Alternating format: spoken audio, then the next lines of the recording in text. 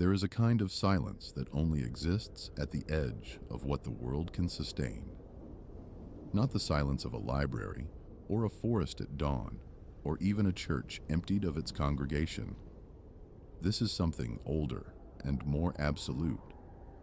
A silence pressed into the air by cold so severe that sound itself seems to hesitate before traveling. The atoms of the atmosphere, slowed to a kind of molecular reverence, carry almost nothing. A dog, barking a quarter mile away, arrives late, muffled, as if heard through stone walls. It is sometime in the winter of 1924, in a valley carved by glaciers into the plateau of eastern Siberia, and the temperature is falling in a way that no living person in the settlement has ever witnessed. The people here, a few dozen families of Yakut reindeer herders and their horses, do not yet have a name for what is coming. They have thermometers, some of them, and the mercury has long since reached the bottom of the column and stopped telling the truth. They have their bodies, which are telling them something different. That tonight is not like other nights, even by the standards of a place that holds cold, the way other landscapes hold water. Everywhere, in everything, defining the shape of all that lives here. Outside, the wooden houses exhale thin columns of smoke that rise straight into the black sky, perfectly vertical, unbothered by wind, because there is no wind. There is never wind on the coldest nights. Cold of this magnitude arrives in stillness. The smoke goes up, and eventually spreads into a pale haze far overhead, hovering like a low ceiling of ghosts. The stars above it are extraordinary, hard, and numerous. The kind of stars that look almost aggressive in their brightness, as if they have been sharpened by the cold, along with everything else. If you were to stand outside and draw a breath, slowly, the way you learn to breathe here, because rushing air into your lungs at these temperatures is its own particular agony, you would feel the moisture in your nostrils freeze on the inhale. Not after a moment, immediately. The tiny hairs inside your nose crystallize before the breath has finished entering. When you exhale, the cloud of vapor that leaves your mouth does not disperse the way breath does in ordinary cold. It hangs, suspended, a small persistent fog that follows you like a companion. Old-timers here call it the whisper of the air. They say you can hear it sometimes, a faint crackling as your breath freezes mid-air, a sound like distant static, like paper being crumpled very slowly and very far away. The ground underfoot is not snow exactly. It is something harder and more compressed, a surface that has been frozen and refrozen so many times over so many winters that it has taken on the quality of pale stone. Your boots do not crunch on it so much as squeak, a high, almost musical sound that carries improbably far in the still air. Step by step, that sound announces you to the darkness. Nothing else moves. The horses in their covered shelters stand pressed together, their breath rising in synchronized clouds above the wooden fence lines. The cattle, on nights like this, do not shift or stamp. They stand as still as statues, conserving everything. The lights in the windows are amber and dim, coming from kerosene and from wood fires, and they seem to pulse very slightly in the cold, not because they are actually flickering, but because the air between you and them is doing something strange at these temperatures, refracting light in tiny irregularities that give the impression of warmth, breathing inside those dark wooden walls. You want to walk toward those lights. You want to put your hand on the glass. You don't, because you know that at these temperatures, bare skin on glass or metal or any conductive surface will adhere within seconds. The moisture of your skin freezing instantly to the surface, bonding you to it, until something tears. This is Oymyakon. This is the coldest inhabited place on Earth. To understand how a temperature of -71 degrees Celsius becomes possible, you have to begin not with cold itself, but with geography, with the particular arrangement of land and sky and atmosphere that conspires on certain exceptional nights to strip every last calorie of heat from a small pocket of Siberian earth and send it up into space without the slightest interference. The Oymyakon Valley sits in the Oymyakonsky district of the Sakha Republic, in Russia's far northeast, a region so vast and so empty that it contains within it distances that dwarf entire European nations. The valley itself is relatively small, a depression in the landscape, surrounded on most sides by hills and ridges that rise gradually from its floor. In summer, this geography is unremarkable. In winter, it becomes a trap. Cold air is heavy. This is not a metaphor, but a physical fact. Cold air has higher density than warm air, and given the opportunity, it will flow downward and pool in low places, the way water does. The hills surrounding Oymyakon funnel the cold air that drains off the surrounding plateau down into the valley floor, where it collects and accumulates. Night after night, through a Siberian winter, this pooling continues, and because the valley has limited exposure to wind, which would otherwise mix the cold surface air with warmer air above, the cold simply builds.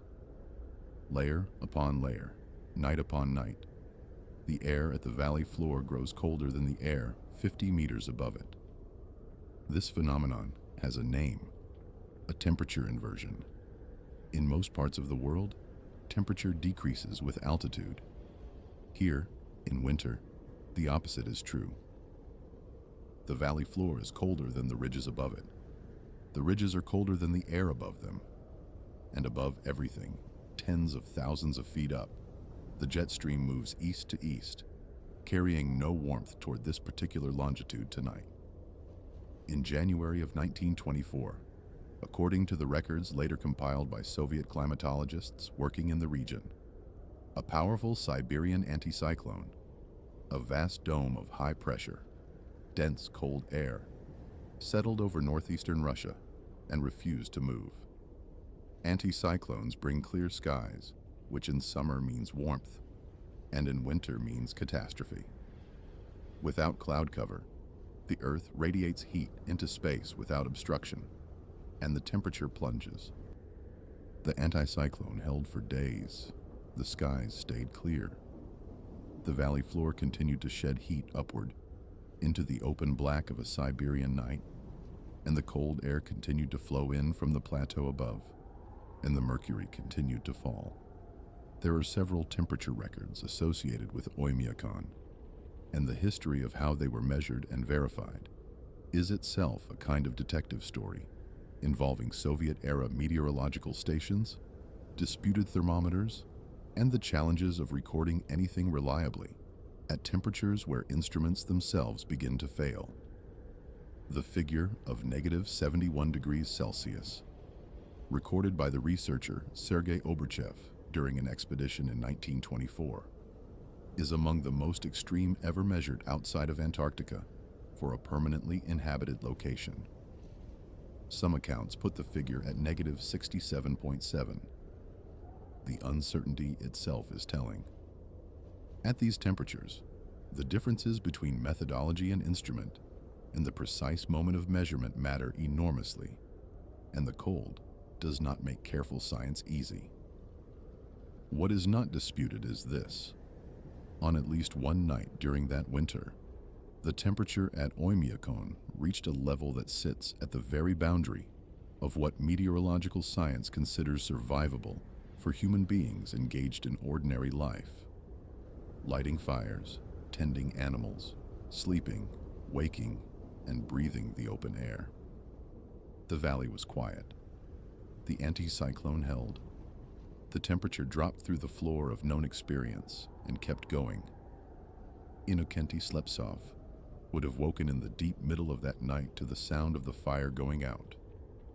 This is the central terror of winter life in Oymyakon. Not the cold itself, which is always there, and which a person learns to manage the way they learn to manage any chronic condition, but the sudden absence of warmth. The fire in a Yakut wooden house is not a comfort. It is a life support system. The walls of these structures, built from logs and insulated with moss and sometimes with earth, hold heat reasonably well by the standards of the region. But the differential between interior and exterior on a night like this is so extreme that even a well-built home loses heat at a rate that requires constant intervention. The fire must be fed every few hours through the night. Someone must wake and feed it. Inokenti, or someone very much like him, because the record of individual lives from Oymyakon in the 1920s is fragmentary, and the documentary record grows thinner the further back you go, would have risen from beneath a pile of reindeer skins and felt the cold of the air inside the room hit him like something physical, not like stepping outside in ordinary cold, more like being submerged. Even inside, even with the walls and the dying embers, the temperature would have fallen to somewhere below -20 during the hours the fire dimmed. He would have moved quickly but carefully, the way people here learn to move, with intention, without waste. Because waste of any kind in this environment carries a cost measured in body heat. The woodpile inside the house is maintained at all times. Nobody here keeps their firewood only outdoors. The logs freeze, and frozen wood is harder to split and slower to catch. A portion always stays near the stove. He would have built the fire back with practiced efficiency. Birchwood, probably, laid in a specific arrangement learned from childhood. Tinder first, then smaller pieces, then the larger logs that would burn for the next 3 or 4 hours. When the first flame caught and grew, the relief would have been visceral, not warm yet. The room was still a long way from warm, but alive again. The process of rescue begun. His wife would have stayed under the skins with the younger children, all of them sharing warmth in the way that people in genuinely cold climates learn to sleep. Pressed together, every body contributing its output of heat to a common pool, the boundaries between people becoming less important than the aggregate warmth they generate. The older children slept in their clothes. Everyone did, on the coldest nights. You did not undress completely when the temperature was falling this fast, because the possibility of waking to a dead fire and needing to move immediately was too real. In the corner of the room, the bucket of water they kept indoors had a skim of ice across its surface. This was noted. It was not supposed to happen. The water was kept inside specifically to prevent it from freezing. The ice on the water was information. Tonight was different. Tonight was something they did not have full language for yet. Several miles away, along what passed for a road in this part of Siberia, a track of packed earth and ice, barely distinguishable from the surrounding landscape except for the slight regularity of the tree line on either side. A man named Vasily Gogolev had stopped his horse-drawn sled sometime after midnight to rest the animals. He had been traveling between settlements, which people did in winter by necessity, the frozen ground and the solid river ice, making travel easier in some ways than the muddy summer months. But he had misjudged the night, or the night had become something unexpected beneath him. The horses were struggling in a way he had never seen before. Their nostrils were crusting with ice on every breath, and he could see the way they were protecting their lungs, breathing more shallowly than normal, their exhalations coming in rapid, thin streams. He had blankets for them. Every experienced traveler here did. And he draped the animals and stood with them a moment, calculating. He was an hour from the nearest house. Maybe less if the horses could move at speed. But he could feel in the specific way that a person who has lived here their whole life can feel. That speed was exactly what the horses could not give him tonight. Their muscles were stiffening in the cold. Fat, stored in tissue for energy and insulation, begins to behave differently at these temperatures. It becomes less fluid, less available, and the body's ability to release it as heat diminishes. He did not know this in scientific terms. He knew it in practical terms. His horses were slowing, and he was not going to push them. He would walk alongside them. He would keep moving. You always keep moving. Much later, in the Soviet era, when Oymyakon had an official settlement, and a school and a post office, and eventually a small number of vehicles, the problem of engines became one of the organizing principles of winter life. By the 1930s and 1940s, tractors and trucks had arrived in the region, and with them, a problem that their designers, working in more temperate climates, had not fully anticipated. Diesel fuel becomes a gel at around -20 to -30 Celsius, depending on its composition. Engine oil thickens to something approaching sludge.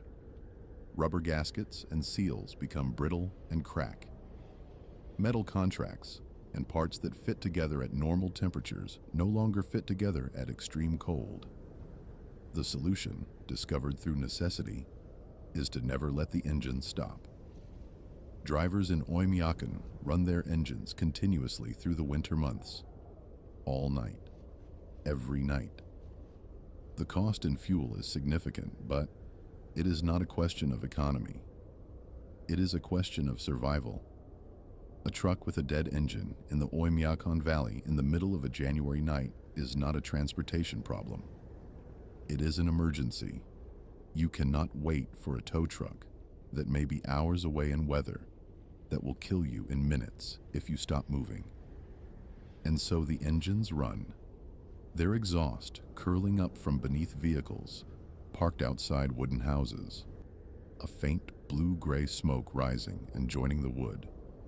Smoke from the chimneys above, the whole settlement a small warm island in a sea of extraordinary cold, burning fuel and wood, continuously just to maintain the conditions under which human life is possible. The 12-year-old girl named Masha.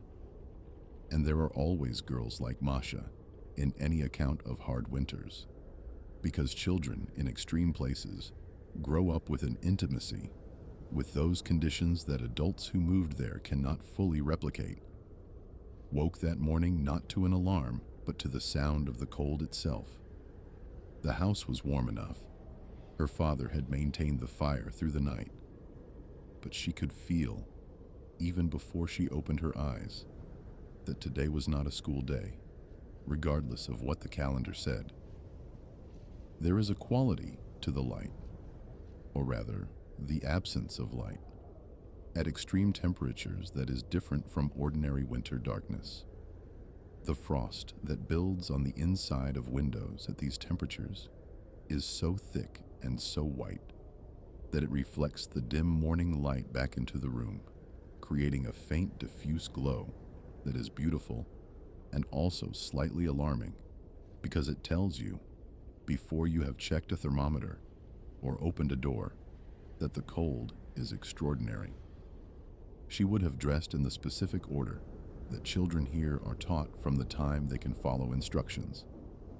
Base layer first, then the middle layer, then the outer layer, each piece checked and adjusted before the next goes on, because a gap, a cuff that doesn't seal properly, a collar that leaves a strip of neck exposed, is not a discomfort, but a danger.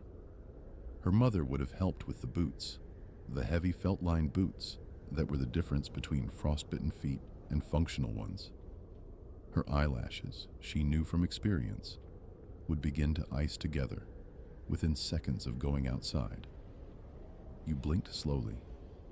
You kept your eyes moving.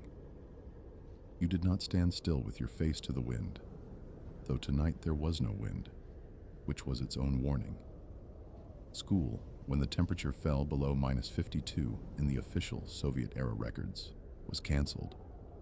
Below that threshold, arbitrary in some sense, but drawn from practical experience with what children's lungs could handle during the walk between home and school, the settlement simply paused. Everyone stayed as close to warmth as possible. The day contracted around the fire. The human body at -71 degrees Celsius is engaged in a kind of continuous negotiation with its own limits.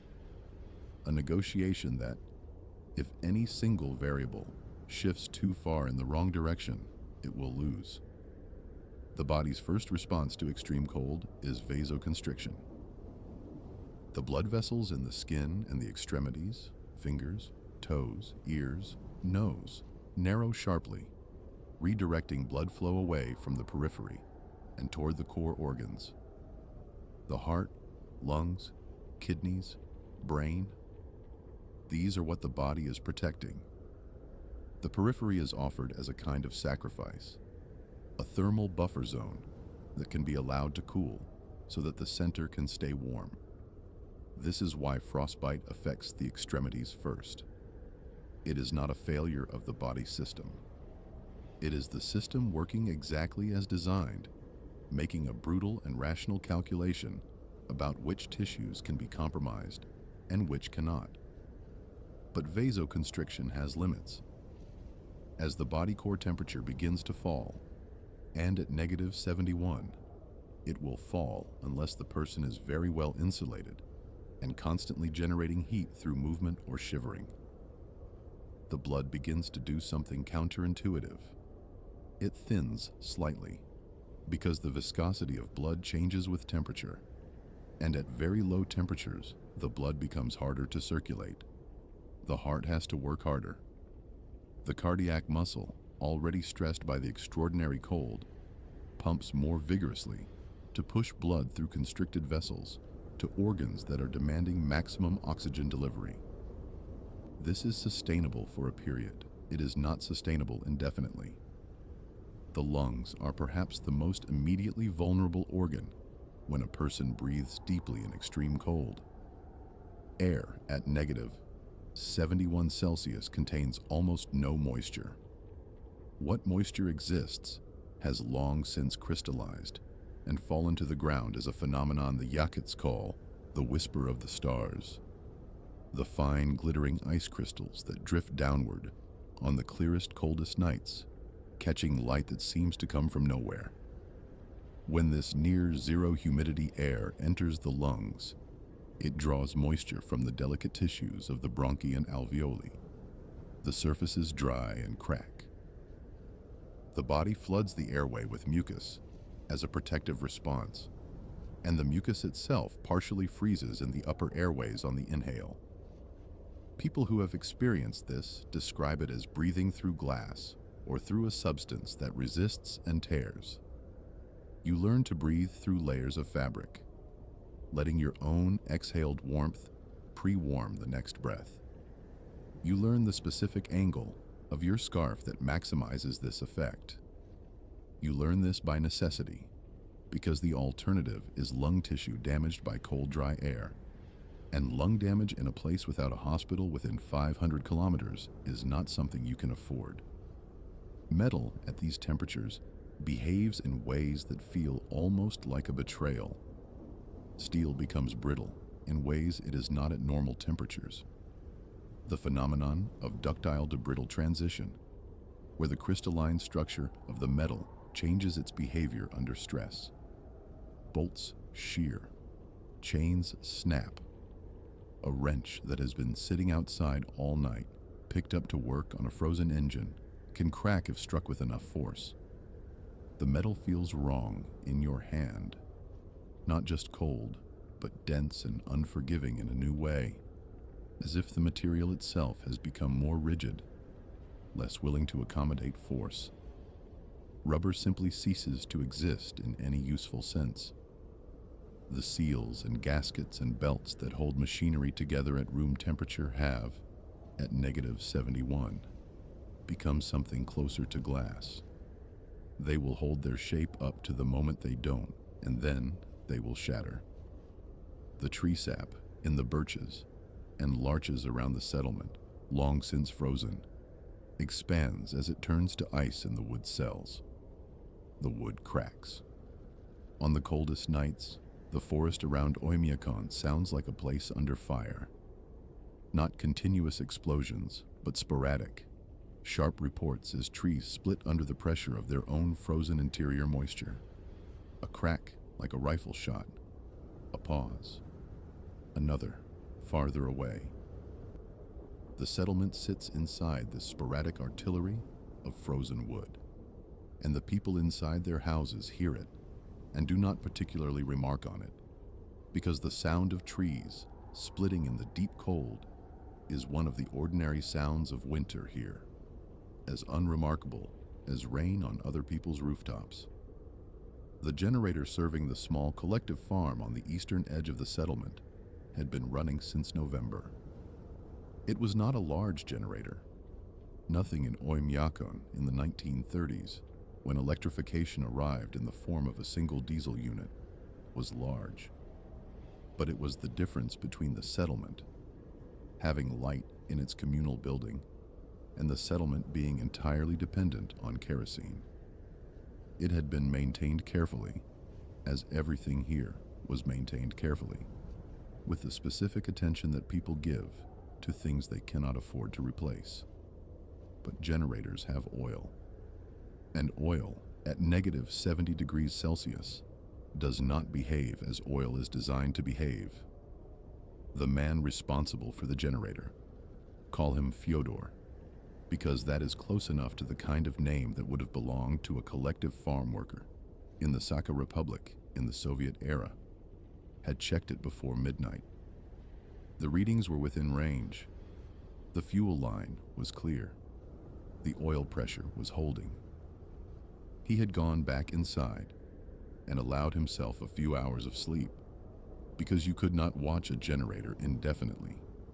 And experience had taught him that if the machine was going to develop a problem, it would usually announce itself clearly enough for him to respond. At some point in the hours between 2 and 4 in the morning, the deepest hours of the Oymyakon night, when the temperature reached its absolute nadir, when the cold was at its most complete, the oil in the generator's lubrication system thickened beyond the point where it could circulate properly. The oil pump strained. The pressure dropped. Somewhere in the machine's metal body, the consequence of oil too thick to move and metal too cold to tolerate friction was a heat building inside the engine block. A crisis of an entirely different kind. Warmth being generated catastrophically in a machine designed to run cool. The alarm, if there was one, was the sound of the generator changing pitch. A machine running in distress sounds different from a machine running well, and Fyodor, who had spent years listening to this particular generator, came awake at the change in its note. The way parents come awake at the change in their child's breathing. He was outside in his coat within 2 minutes, moving through the cold of the yard, -71, or close enough to it to be indistinguishable, covering the distance to the generator shed, in the kind of urgent, controlled movement that cold demands.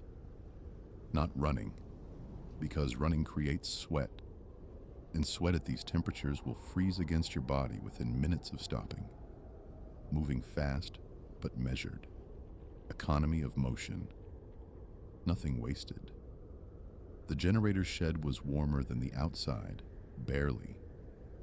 The heat from the running engine had maintained the interior at perhaps -30, a temperature at which oil would still flow, if just barely, and at which a person could work without immediate danger to their extremities, if the work was swift. He could see the oil pressure gauge from the door. It was low. not catastrophically low, but heading in a direction that, if unchecked, would seize the engine within an hour. He had spare oil inside the building. He had thought about this eventuality. He had heated it the previous day and wrapped the containers in insulation and stored them close to the engine block, where the ambient heat would keep the oil fluid enough to use. This was the kind of forethought that distinguished people who survived in Oymyakon from people who did not. Not bravery, not extraordinary strength, forethought. The quiet anticipation of failure and the patient preparation of responses to failures that had not yet occurred. He added the oil by lamplight, working carefully, his breath fogging around his face, the warm oil steaming slightly as it poured from the container into the generator's reservoir. The pressure gauge climbed slowly back toward acceptable range. The engine's pitch steadied. The crisis passed, not dramatically, not with any moment of triumph, but simply and quietly, the way most crises here were resolved. Through preparation and attention and the willingness to get up in the dark and fix the thing that needed fixing before it became the thing that couldn't be fixed. Outside, the stars continued their extraordinary display. The cold continued. The trees continued their intermittent cracking.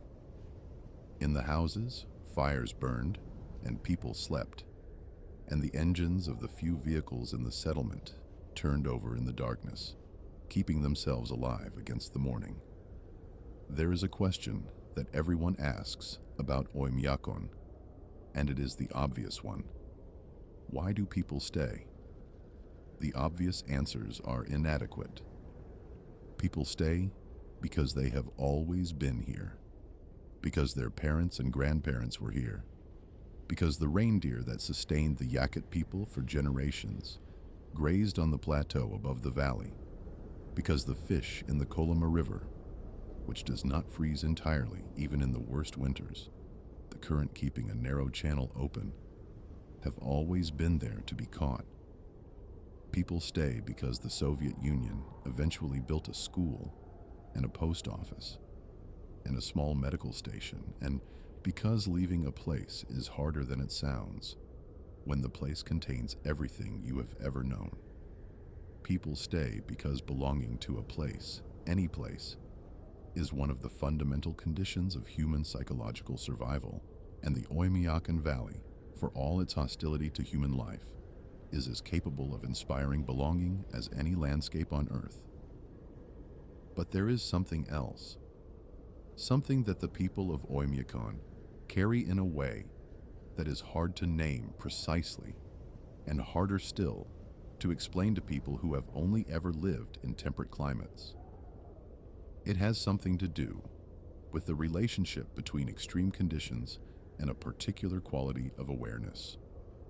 When the temperature is negative 71 Celsius, and the fire must be fed, and the animals must be sheltered, and the engine must be kept running, and every action you take has immediate and serious consequences, there is a clarity to life that is very difficult to find elsewhere. Nothing is theoretical. Nothing can be deferred to later without cost. The cold removes the option of inattention. This is not the clarity of simplicity. Life in Oymyakon is not simple.